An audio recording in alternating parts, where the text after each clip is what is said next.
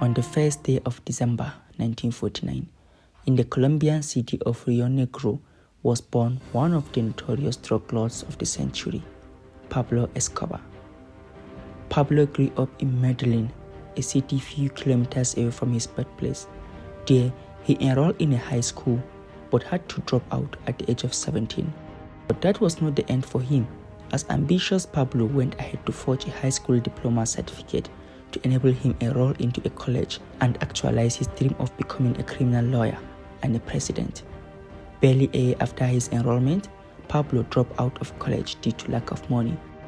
In order to make a living, Pablo ventured into selling cigarettes and fake lottery tickets. Prior to 1970s, Pablo met and became close with some street lords, where he was introduced and became expert in car theft and kidnappings. Before his 20th birthday, he had sat many times in Medellin prison.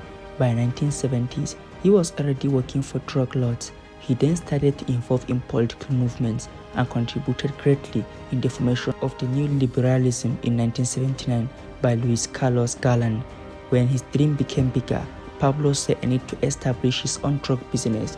He noticed that the most prominent drug dealer in Colombia at that time was one Fabio Restrepo, who was shipping about 40 to 60 kilograms of cocaine to Miami once or twice a year. Pablo saw a need to eliminate him. Therefore, in 1975, Pablo masterminded the assassination of Restrepo, seizing his market and business. Months after the killing of Restrepo, Pablo found the Medellin cartel in 1976, a drug cartel and terrorist organization where Pablo and his associates would manufacture, package and sell powdered cocaine for distribution mainly to the United States. Earlier in March of 1976, 26-year-old Pablo sought to marry 15-year-old Maria Victoria, but her family resisted as they regarded Pablo as being socially inferior. Pablo and Maria eloped. A year later, Pablo welcomed his first child, whom he named Sebastian Marroquin.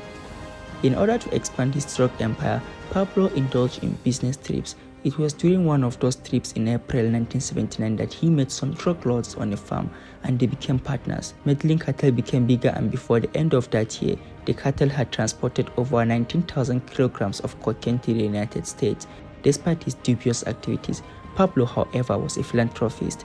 He spent millions of dollars developing very poor neighborhoods and commissioned many projects like roads and stadium construction, as well as building schools, among other things.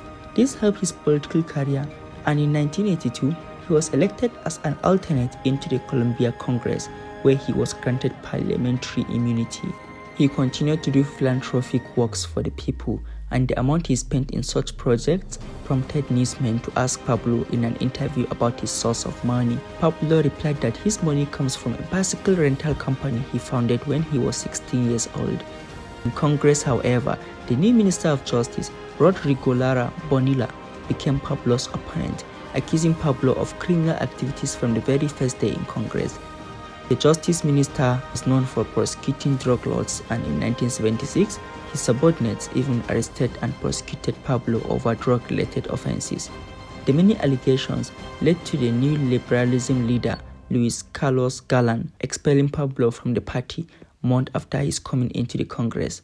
Frustrated, Pablo then ordered for the killing of the Minister of Justice, and on the 30th of April 1994, Rodrigo Lara was shot dead in his Mercedes-Benz W116.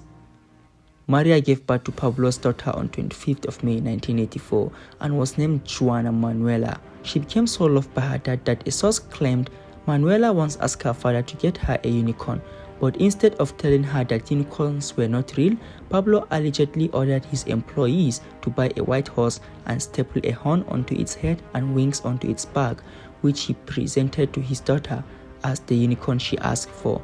The animal later died of a gruesome infection. Another unconfirmed event was that while Pablo was on a run, he allegedly burned $2 million notes in the bush in order to keep Manuela warm.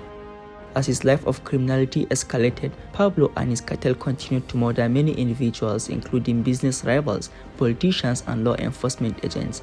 The leader of the Liberation Party, Luis Carlos, during one of his campaign rallies, publicly denounced Pablo and declared himself an enemy of the drug cartels and influence of the mafia in politics. He further professed his support for the extradition treaty with the United States, contrary to the wishes of the Colombia cartel, who feared extradition to the United States.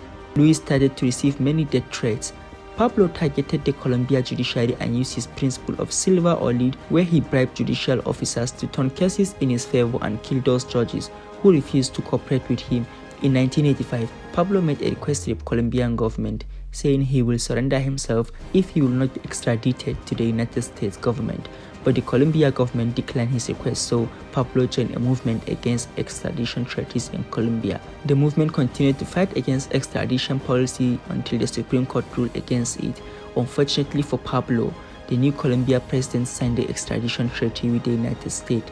Pablo, who held grudges against the Liberation Party leader Luis Carlos Galán for kicking him out of politics, ordered for his assassination, and the presidential aspirant was shot dead in 1989 during his campaign rally in Soacha.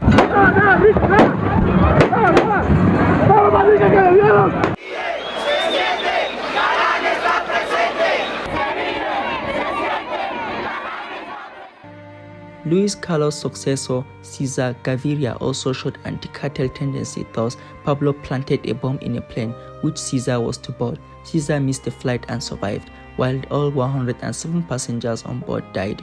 The Cesar-led administration then entered into agreement with Pablo and his associates to cease criminal activities, promising to give him a reduced sentence and a preferential treatment during his term. Pablo agreed and surrendered to authority in 1991. He was allowed to build his own luxurious private prison, the La Catedral, and moved there.